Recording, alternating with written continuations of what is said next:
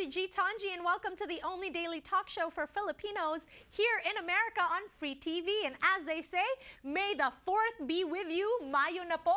Huwag po natin kakalimutan na Mother's Day this coming Sunday. So dapat yung mga nanay natin, we treat them extra special, di ba? But it's Wednesday here in Los Angeles, which means we have our midweek news from Asian Journal. Asian Journal, the leading Filipino-American newspaper since 1991. And of course, our Wednesday is not complete kung hindi natin kasama si Annie Nepomuceno. Hello, Annie. Hello, G. Kamusta na? Okay naman. Nandito tayo at aalis ako papuntang Hawaii next week. Oh, I'll miss you again. Oo, but babalik ako ng isang linggo. But let's start with our news from Asian Journal. Sure, here's the news. Older Asian Americans in LA County face language, income, educational barriers. Although Asian Americans are widely perceived as the model minority, a new report by AARP and Asian Americans Advancing Justice Los Angeles paints a completely different picture. In Los Angeles County, those of the ethnic group aged 50 years and older face barriers such as language, education, and lack of health care. For the Filipino community, housing for older adults is among one of the bigger challenges. According to a study by AARP, 20% of Filipinos spend more than 50% of its income on these costs. Thus, many resort to temporary solutions while waiting for affordable housing. Yes, wag natin kakalimutan yung mga seniors natin. Marami tayong mga seniors dito sa Amerika na homeless. Oo, totoo yun. Pero masasabi ko lang at least they're better cared for here in the US, if I may say so from experience.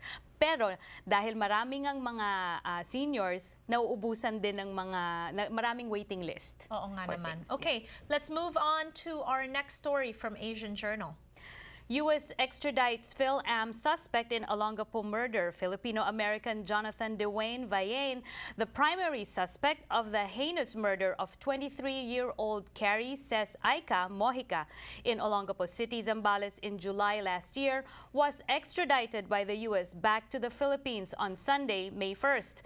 Vallain, who is 29 years old, was turned over by FBI agents after getting arrested in Iowa on September 3 of last year. Aika Mojica, the best friend of Vallain's wife, was allegedly murdered after she intervened in the couple's custody battle over their son.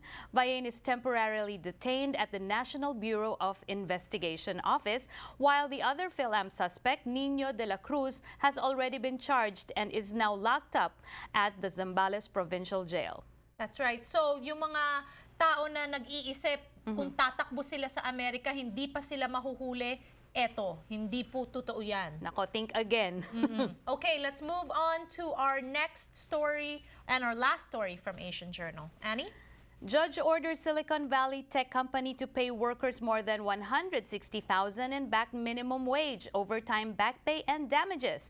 A Silicon Valley electronics manufacturer has been ordered to pay more than $160,000 in minimum wage and overtime, back pay, and damages to its workers after the U.S. Department of Labor, or the DOL, discovered violations of the Fair Labor Standards Act.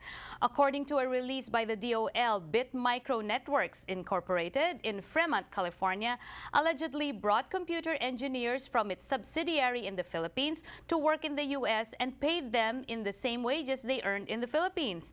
Some workers received as little as $1.66 per hour.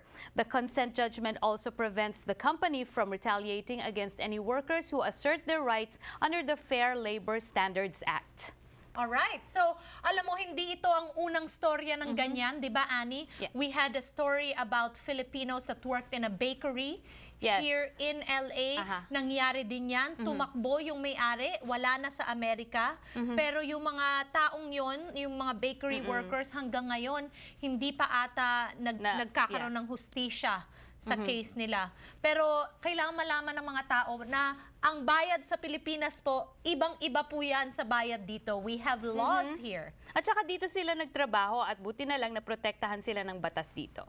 Yes, okay. Well, thank you, Annie, for joining us once again. How are you spending Mother's Day this Sunday? I'm taking my mom to the mall. Ay, malamig doon. Don't tell her. Huwag niyo muna sabihin. Bumabati kami sa lahat ng mga nanay out there. Happy happy Mother's Day in advance. Thank you, Annie, for being with us. When we return, kasama natin si Dr. O and a news item about Apple the app. We'll be right back.